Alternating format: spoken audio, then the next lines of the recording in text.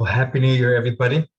My name is David Betancourt, and I am the CMEA Southeastern president. And welcome to this video article.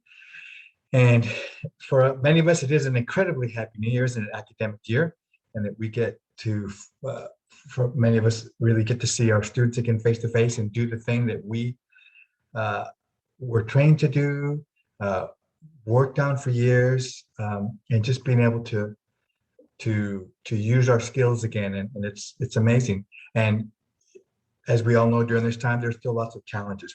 But I really want to take a moment and look at some of the things that we never lost during this entire pandemic.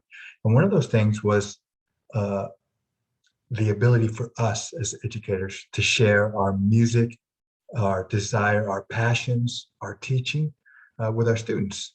Yes, we were challenged with how to share it, but we never lost that ability to do so.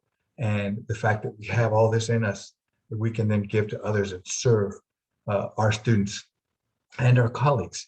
And likewise with our students, they, while we were all challenged with how to do it, they never lost that ability to be able to give something to share, to give something that is so vital and special in our society, to give music. And we look around, not just to our colleagues, but just in society in general, how many are in awe of those who can share through music. And this is what we're giving to our students. And they were, in turn, have always been able to give within their communities. And I think that's something really important to focus on as we move ahead, because we may not be able to, or we know for the last year, we couldn't do festivals, we couldn't do concerts, we couldn't do competitions. And for a lot of us, we're finding that a lot of that's still in limbo. Not sure if there's going to be festivals or concerts or festivals or any other of these events, but that doesn't stop us from sharing music and giving it to our communities.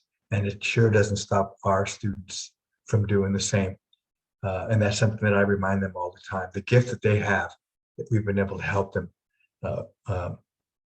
build, and they've been empowered to be able to do that. So how do we do it in these times?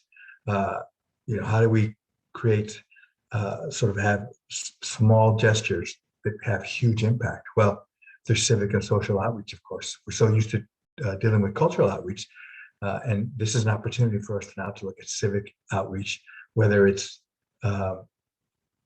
playing at a memorial event, a ceremonial event, patriotic event, and doesn't have to be your whole group, right? It can be one musician, it can be your entire group, and anything in between. That's still an opportunity for us to give back to our community. Likewise, social outreach. What a fantastic opportunity now to reach out into our communities with social outreach. And traditionally, we think of social outreach as being able to give to those who would otherwise never be able to experience live music. For instance, we go to a veterans home or veterans hospital, women's shelter, a homeless shelter, a prison, any of those sort of areas where they just wouldn't get that experience. But in actuality, we find that that is currently a challenge. It doesn't mean that social outreach can't happen, because we can do it with our neighbors, right?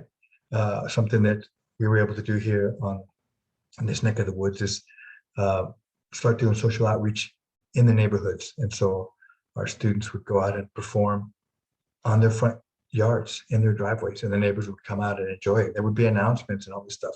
And now that things are opening up, that can be expanded. We can have groups doing it. But there's all kinds of different ways to do that. And the fact of the matter is that now, just as things are opening up, we're still finding that a lot of people can't experience live music, and we can give that to them. And so that's a form of social outreach and cultural outreach at the same time. So just the ability to continue sharing is quite an amazing opportunity. It's something I think that is valuable for our students to keep tabs on, and the fact that they can give in that way. Speaking of sharing, I think it would be a great opportunity to cross-pollinate here across sections. So if you're watching this and you're from a different section, not from the Southeastern section, hey, welcome aboard. And I'm glad you took the time to listen to my little chat. But also, please feel free to come over and join us, and join our group and see what we're doing. like we're doing over with the other sections. The more the merrier. You know, it's a great opportunity to network, to brainstorm, to find ideas from other locations. And that's one of the beauties of this digital format that we have now. So I wanted to take a moment to just share our Facebook page so you could see where to find us, and you can come and sign up and be a part of the game. And we'd love to have you, regardless of what part of the state you're from. Come on over and let's make friends and let's make some things happen. Okay, so check us out there on Facebook, and thank you again for taking the time to listen to what I've got to say. And I hope that we get a chance to meet in person very soon, make music together very soon. But let's not stop doing what we know we already can do. Let's keep giving, let's keep serving, and have a wonderful term.